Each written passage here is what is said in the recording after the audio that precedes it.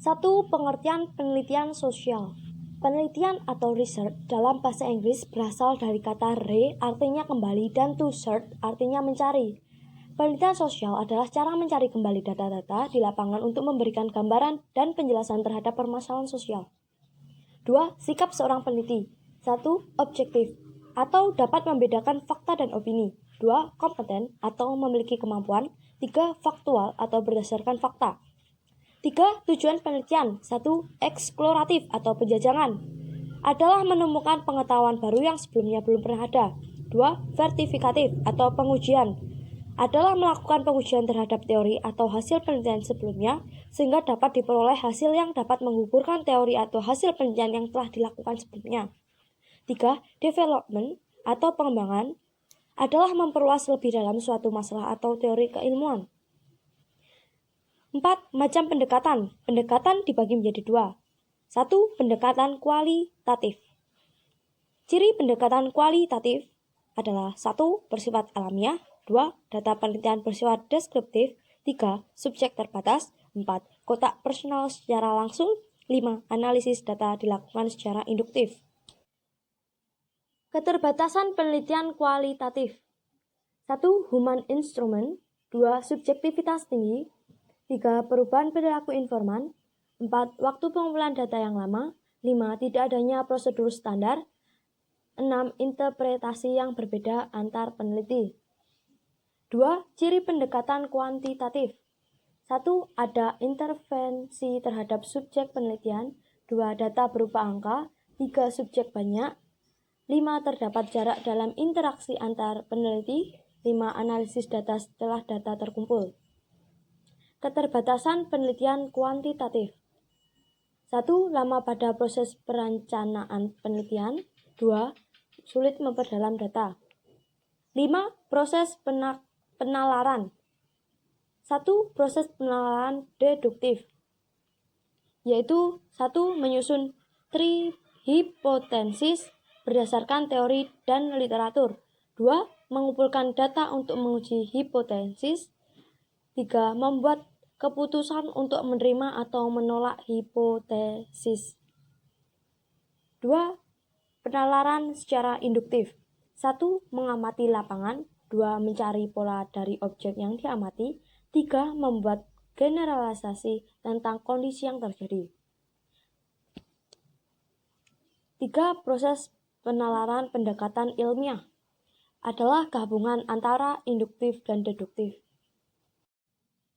6. Jenis penelitian sosial. A. Berdasarkan manfaat atau penerapannya. 1. Penelitian dasar atau basic research, yaitu metode penelitian sosial yang bersifat murni untuk pengembangan ilmu pengetahuan dan kajian dalam sosiologi. 2.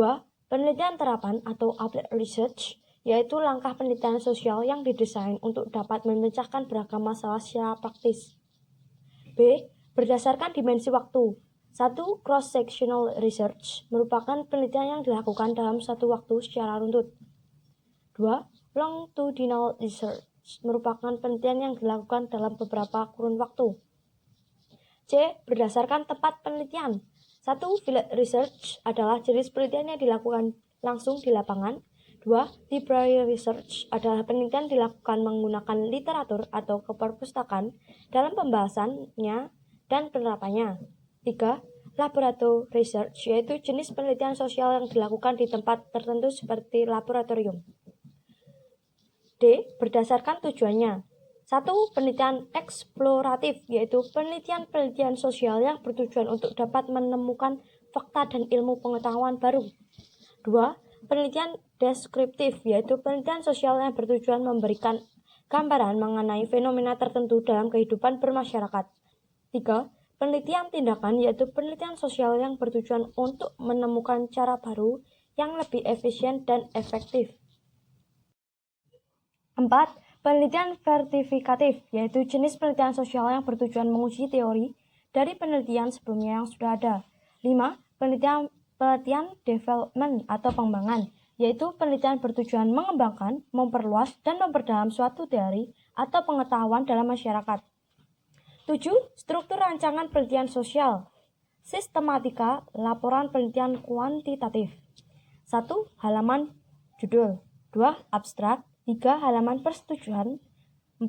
Halaman pengesahan penguji, 5. Deklarasi atau pernyataan keaslian skripsi, 6. Persembahan, 7. Kata pengantar, 8. Daftar isi, 9. Pedoman transliterasi, 10. Daftar singkatan, 11. Daftar tabel, 12. Daftar gambar atau bagan, 13. Bab 1 terdiri pendahuluan berisi A. Latar belakang masalah, B. Identifikasi masalah, C. Pembatasan masalah, D. Rumusan masalah, E. Tujuan dan manfaat penelitian. 14. Bab 2 berisi landasan teori dan pengajuan hipotesis, berisi A. Deskripsi teori, B. Kajian penelitian yang relevan, C. Pengajuan hipotesis. 15. Bab 3 berisi metode penelitian, berisi A. Waktu dan tempat penelitian, B. Variabel penelitian, C. Metode penelitian, D. Populasi, sampel, dan teknik pengambilan sampel. 16. Bab 4 tentang hasil penelitian dan pembahasan, berisi A. Deskripsi data hasil penelitian, B. Pengujian hipotesis, C. Pembahasan hasil penelitian, D. Keterbatasan penelitian. 17. Bab 5 tentang kesimpulan, saran, dan penutup, berisi A. Kesimpulan, B. Saran-saran, C. Penutup. 18. Daftar pustaka, 19. Lampiran-lampiran, 20. Biodata peneliti. Sistematika laporan penelitian kualitatif.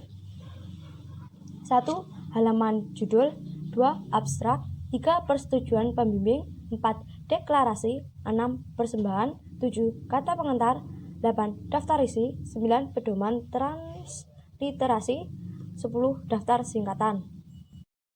7. Teknik pengumpulan data. A. Wawancara adalah teknik pengumpulan data yang dilakukan melalui tatap muka dan tanya jawab langsung antara peneliti dengan narasumber. B. Observasi adalah metode pengumpulan data yang kompleks karena melibatkan berbagai faktor dalam pelaksanaannya. C. Angket atau kuesioner merupakan metode pengumpulan data yang dilakukan dengan cara memberi seperangkat pertanyaan atau pernyataan tertulis kepada responden untuk dijawab. D. Studi dokumen adalah metode pengumpulan data yang tidak ditujukan langsung kepada subjek penelitian. Studi dokumen adalah jenis pengumpulan data yang meneliti berbagai macam dokumen yang berguna untuk bahan analisis. 8. Teknik pengambilan sampel. A. Teknik sampling probabilitas. Proses pengambilannya ada peluang yang sama dimiliki individu untuk mendapatkan kesempatan menjadi sampel penelitian. 1. Sampling acak dianggap sebagai teknik dasar dalam statistik. Pertama-tama, penelitian memberi nomor urut pada setiap populasi dengan cara membuat daftar. Contohnya, misal seorang peneliti memiliki daftar 100 orang populasi dan ingin memilih 10 orang untuk menjadi sampel. 2. Sampling sistematik. Penelitian memberi nomor seluruh populasi. Daftar populasi tersebut diurutkan lalu urutan nomor dalam daftar diacak. Contohnya, peneliti ingin meneliti pada konsumsi mahasiswa Fakultas Ekonomi di suatu universitas. 3. Sampling terstratifikasi. Peneliti membagi populasi keadaan beberapa strata atau tingkatan. Sampel yang diambil masing-masing tingkatan jumlahnya proporsional. Contohnya, penelitian tentang pentingnya agama di kalangan mahasiswa Universitas Hayam Wuruk. 4. Sampling cluster dipilih ketika keseluruhan daftar populasi tidak tersedia.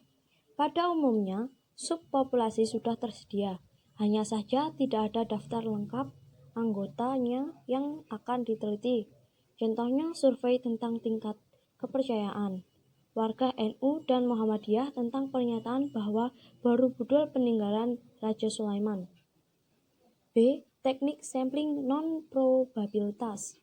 Proses pengumpulan sampel tidak memberikan kesempatan yang sama pada masing-masing individu dalam populasi. 1. Sampling berbasis ketersediaan subjek. Peneliti dihadapkan pada keberadaan subjek penelitian yang sangat dinamis. Biasanya, penelitian tidak mempunyai kontrol atas jumlah populasi yang diteliti. Contohnya, menghentikan orang di jalan untuk diminta pendapatnya atau dilakukan survei kecil-kecilan. 3. Sampling bertujuan. Dilakukan berdasarkan perselaian atau pengetahuan calon informan untuk menjawab pertanyaan penelitian. Contohnya penelitian tentang perilaku korup polusi yang lalu lintas. 3. Sampling show-ball. Dilakukan ketika jumlah populasi sulit ditentukan dan bisa yang dibahas cukup sensitif. Contoh penelitian tentang imigran gelap di Malaysia atau pengemis di ibu kota. Sampling kuota dilakukan dengan cara memberi kuota sampel secara profesional pada tiap kategori. Contohnya penelitian tentang persepsi masyarakat Indonesia tentang kesetaraan gender. 10. Tahap pengolahan data. 1. Penyuntingan. Memeriksa seluruh daftar pernyataan yang dikembalikan responden. 2. Pengkodean. Dilakukan dengan memberi tanda simbol yang berupa angka pada jawaban responden yang diterima. 3. Tabulasi. Menyusun data hasil pengkodean untuk disajikan dalam bentuk tabel.